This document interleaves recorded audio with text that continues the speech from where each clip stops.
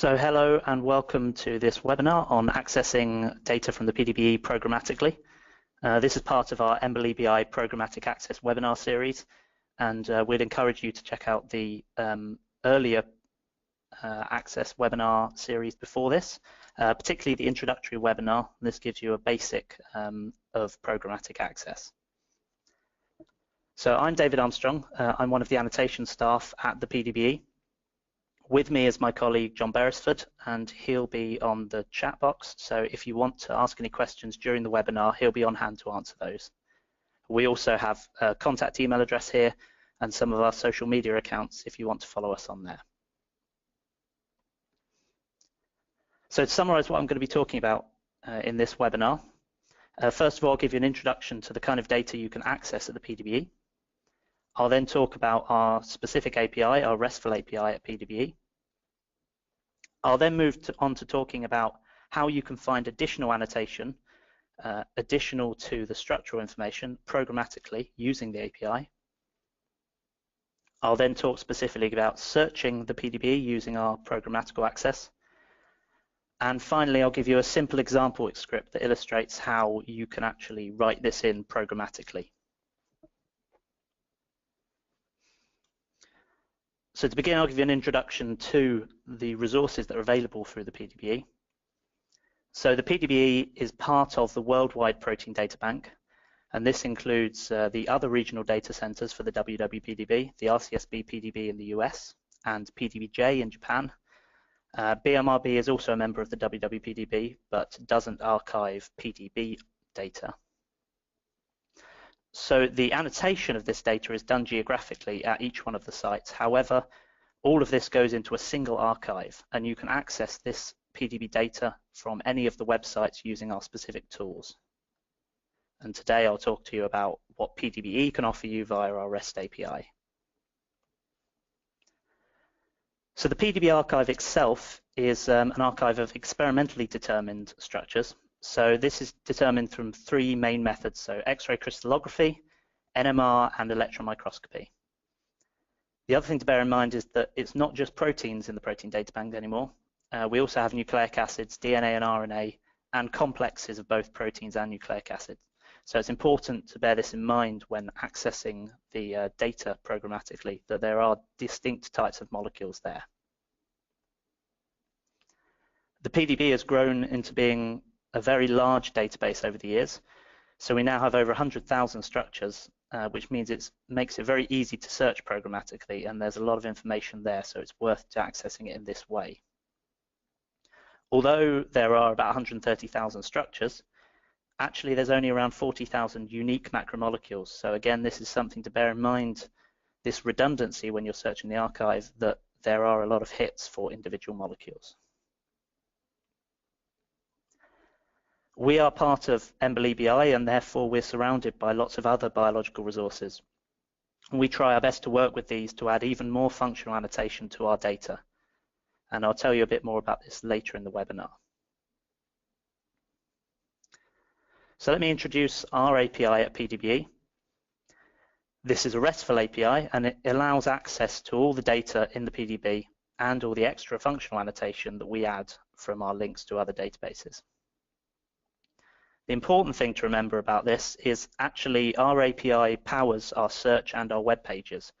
So in order to maintain our website, we have to keep our API up to date, which means that you can always be accessing an API which is working well and well maintained. If you want to find the API, you can go to our homepage at pdbe.org, and there's a link here for the PDBe REST API. Alternatively, you can use the short link at pdbe.org/API, and you'll see that at the bottom of the slides. So there's a lot of data that you can get through our REST API, and therefore we split them into 8 different groups so that it's easier to use the different types of data. And you can see the list of these as they are at the top of our documentation pages. And each of these gives you a thorough set of example calls, and it will then, using these calls, give you a URL that you can use to access programmatically, and it will also output the results as a JSON on the page, so you can see what the output will look like. So here's an example call for the PDB group, As you can see, this is a summary, and you get the URL given there for that specific call, as well as a short description of what that call actually is. You can then insert a specific PDB entry in this case, and you can see the box there where you would enter this. Or you can also give a multiple PDB entry IDs, and this will give results for all these ID codes. So all this is within our documentation pages. You can then run this example call, and this will then return you the URL as well as the results in JSON format. So here's the URL here, and it gives you more information about the call that you've actually run. So we have the host address here, which is ebi.ac.uk. We have which API it is. So in this case, it's the PDBe API. We have some more description of the call, i.e. the grouping, the fact that it's entry-based and that this is a summary call. And finally, we get the string given as an input. And in this case, this is the PDB ID. So we'll now have a quick poll, just asking whether you've used our API before. And I will continue the webinar shortly. So it seems like most of you haven't used the API before, so hopefully this will give you a really nice introduction of getting started with using it and accessing data programmatically. I'll now move on to talking about how you'd find additional annotation on our API.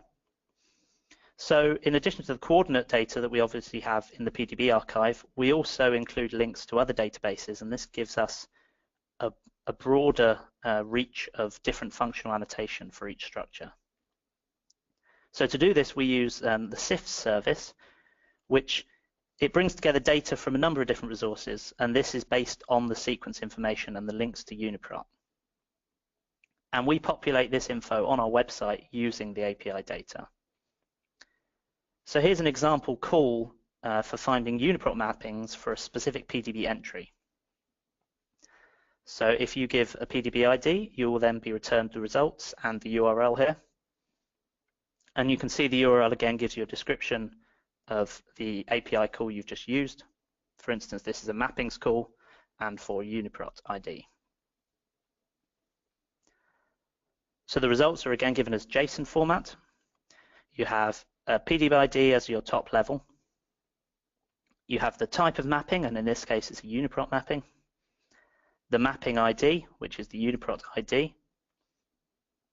You then get some further description, and this includes the mapping section itself for the residue level mapping information. And this gives you the range which is covered by that mapping. So the PDB sequence range and the UniProt sequence range which corresponds to it. You can then use this data to understand more about the sequence mapping for an entry. And we do this at our website, pdbe.org. We have this sequence annotation widget component, and this displays the sequence annotation for this particular entity in this entry. And you can see at the bottom the UniProt entry there is highlighted and the coverage is displayed graphically. And we use the API to get the information in order to display this. Another example of using the API to get some of this information is in finding validation information. So you can use the API to get validation metrics for an entry. So this example here would describe the outliers for specific residues in an entry. So you can give a PDB ID, again you're returned a URL, and this gives you a description of the API call, that this is part of the validation section, and it's a residue level outlier summary. Results are given as JSON format again, and the format of these is with the PDB ID top level again. The results are then listed by entity, that is distinct macromolecules in the entry. They're then listed by chains because although these are distinct macromolecules, there may be multiple copies of them within the entry. The next level is to account for models, particularly for NMR entries, you may have multiple models in an entry. And below that, you then have the list of each residue which contains an outlier. And within each of these residues, you will get the list of outlier types for that specific residue.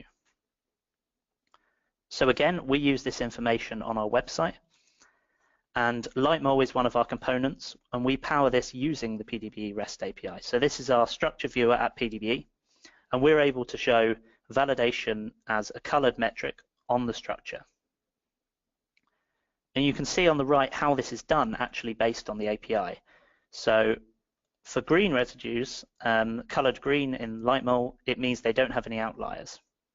For yellow residues, you'll see on the right that there is a single outlier type for that residue. For orange, there are 2 outlier types, and for red, there's 3 or more. So we use this information directly from the API in order to do this on our website. Something you may want to bear in mind is our PDBe component library, and Lightmole is one of our components, and you can find a link to the component library on our homepage at PDBe component library link on the right-hand side at pdbe.org. And these are a selection of easy-to-use web components, and you can put these onto your own website, and many of these are powered by our API and will give you specific data about PDBe entries. So before we move on, we'll just have another quick poll about our PDBe components and whether you knew about these before. Okay, so it seems most of you are unaware about the PDBe component library. I'd recommend going and have a look at it. It's a great way to include some PDBe related results on your own website if that's something that you wanted to do. So this next section is going to cover searching using the API. This enables more complex queries, and you can then feed the results into our other API groups programmatically. So actually, before I discuss the search API, I'm going to talk about our web-based search. And this leads nicely into the API because of the way it's formatted. So our web search is actually based on the API. Any initial queries you can start typing into the search bar, and this gives you an option to autocomplete. And you can then refine your search by additional queries using the facets on the left-hand side.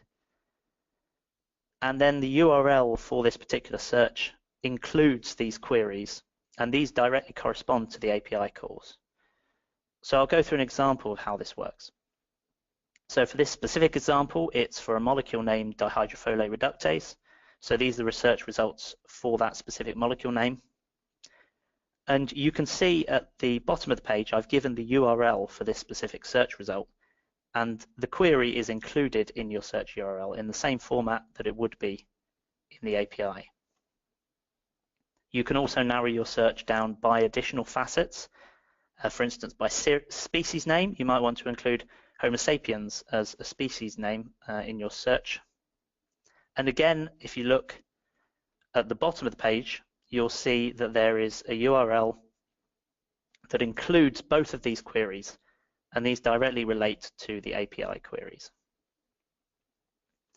So if you go to our API documentation pages, you can click at the tab at the top of the page for search, and this will take you specifically to the documentation for our search. The URL here specifies our search API URL, and this contains more information about the call. So again, we have a host address of ebi.ac.uk. In this case, we're defining that it's the PDBe search API. And you always need to include this PDB/select ? At the end of your search URL prior to your actual query for accessing the search URL.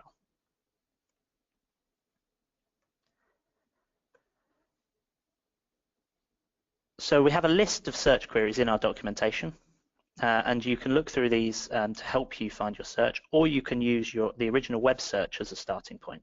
Either way is good.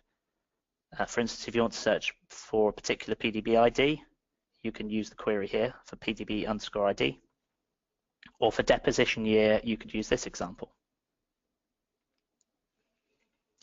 So here's the interactive example call that we have for our search documentation. Our search is actually powered by Solr, so there's a bit of information here about that and a link. So if you want to find out more about Solr documentation for building these calls, you can go through that link. Again, we're running the same call as we did through our web search, and you can see the query shown here. This is very similar to the way it's shown in the actual web address for our web search, as you can see here. The big difference though here is that the linking word between the queries is using space AND space rather than an ampersand symbol. And you need to make sure you get this right for the search to work. The reason for this is that you could also use or not to define queries in different ways, whereas the ampersand doesn't give you that option. However, the other queries within the other parameters within the search terms are separated by ampersands, so it's something to just keep an eye on. Here's an example of the output search from the documentation page. At the top, you have a response header, and this gives you the status and the search parameters that you've used for this call. Again, you can see the query separated with space A and D, and then the other parameter is the format, which is JSON. Your response then gives you your results. In this case, it gives you the number of hits, and within that is docs, which is actually your list of results. This is given as a dictionary, and within that you'll get values for each parameter. So for instance, this example shows you the list of entry authors for that entry.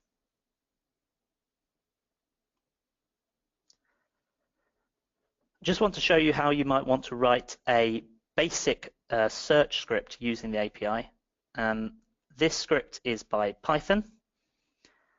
So the first thing we'd do for this script is import the requests module, which enables us to access the API. We're also defining some URLs here at the top, which are in order to build our final URL for the search query. Our specific search terms are defined down the bottom here. Note that they're separated by space A and D space. We can then run our search using these search terms, using this run search command defined above. Within this, we build the full query from our search URL above with our search terms and the variables included with that. That creates a full URL. We can then get a response from the API using that APL, using the requests module. If we get a status code of 200, this will then return us our result in JSON format. If not, if there's a different status, then it will print that and the reason for these statuses. Once we have our results from this, we can then go down 2 levels through our response and docs to form our full dictionary of results. If we want to look for all the PDB IDs in this case, we can create a list of each PDB ID, and we'll finish with a final list of all the PDB IDs in this result. You could then use this as an input for further API calls, as you can input the PDB IDs to lock the other grouped calls in our API.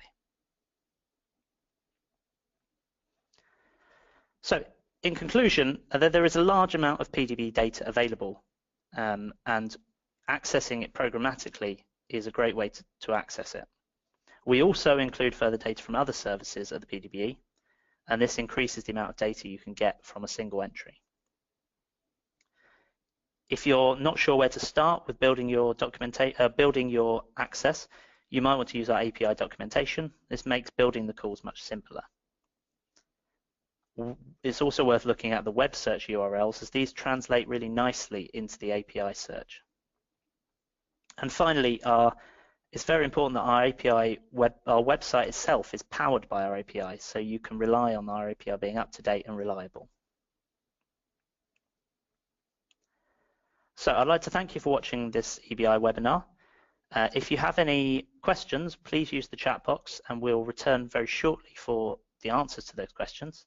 There's contact info on this slide, and also if you go to our website at pdbe.org/API, you can find an API mailing list that you can sign up for to get all the latest updates on the API. It's worth mentioning that the example script I gave you and another example script for accessing our API are available in the materials section of the webinar. Would also like to tell you about the next in the series, which is a Kemble access programmatically. Please sign up and look at our full list of webinars at our training pages. If you do have any questions, feel free to follow up and contact us. And thank you very much for attending this webinar, and have a good day. Thank you.